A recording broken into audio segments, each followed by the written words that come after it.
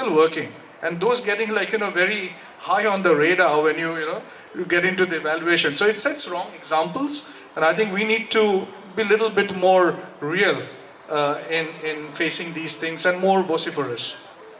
So, in fact, that brings me to my follow-up question to you, because you talked about this entire perspective of caregiving and taking assume. So earlier on, I mean, and because I'm still rather new to the corporate sphere, we talked about caregiving from a gendered perspective. All of our caregiving till now definitely is engendered. I mean, it is feminized. I mean, more than 75% of the care burden does rest with women and girls, and I think that is also an essence that has come out from Shubha's book and her own experiences. So when we are actually crafting this entire set of interventions around mental health and preparedness around it, how does one go about it from a personal space? Because you've talked about intellectual disorders and autism and stuff like that. These are still concepts and issues which the general public, which has not been accorded very high prominence in the level of discourse that we have. How does one start talking about these issues, and how does one actually build? Because that for me, that is also an issue of stress. And how do I even start communicating?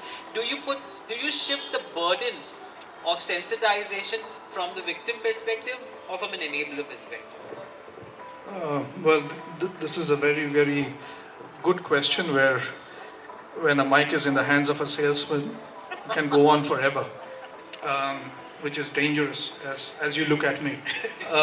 But I'll try to answer it very concisely.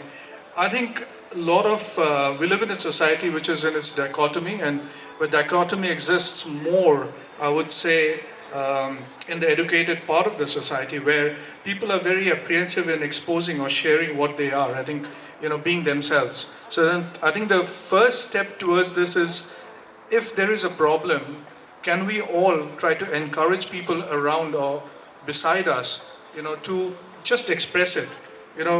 To be vulnerable is okay. Yeah. And I think that is where it all starts in my mind. Dipankar, a follow-up question to you. Some transgender woman, and I work in a corporate space, and coming from a development sector, for me to fit into the professional space is a challenge. And to that extent, I also undergo minority stress, but in a different kind of way. Being articulate, English speaking takes care of most of it. But how does one actually approach the issue of minority stress, specifically from a mental health perspective, knowing that one is, you will never be able to conform to the rigidness in terms of majoritarian logic, and then to find some kind of space to even discuss. You use the word victim, and and I used the word too. But how does one deal with this? You kind of published a lot on fiction and non-fiction, but this is more from a normative, individual, family, work experience perspective that this question is being posed to you. This question cannot have a straight-jacketed answer, because first of all, it's a big social problem that specifically India has to handle, because we carry a lot of baggage about things we don't even realize. A simple example, and I keep telling everybody that we don't even know how deeply patriarchy is ingrained in us. Similarly, how deeply the gender bias is ingrained in us. Similarly, how deeply the pressure to perform is ingrained in us. How deeply our one cannot fail dogma is ingrained in us. So it is going to be a long process, first of all, to unlearn a lot of things as a society.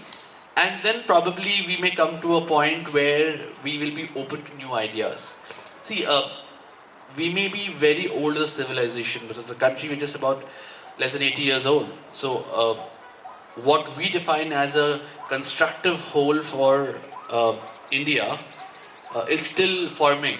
It's still in its formative years as compared to a country like USA, which is like many years older than us as a country. So we cannot be relying on our past civilization to say that we've been there for a long time. We have to rebuild what we want the future to be. But unfortunately, what has happened is, in the current structure of societal development, voices are not heard. There is no diversity in speech. People are aligning themselves to what people want to hear and not speaking the truth. So that's a big challenge that we are facing right now. So I have no answer. In fact, I would be rather, I'll present a rather gloomy picture of saying that I really do not know how long it will take for us to go back to a normal, which is probably a starting point for us to make it a just and even society. In fact, I'll take a moment and I'll throw a question back to the audience here. I'm sure a lot of you people also have faced some form of prejudice in your lives. Okay, it could be as simple as you not being good in studies, or as simple as you not looking good, or not being successful. You must realize that each of these aspects are actually a minority view. It's not a majority view, because somebody is pushing you to the corner. Somebody is calling it out and saying that, hey, look, you are not a part of us. You're a part of a other side. That itself should stop.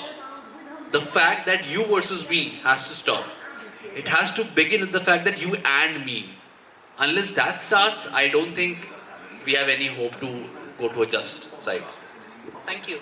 I think since we're approaching, I'll come to you.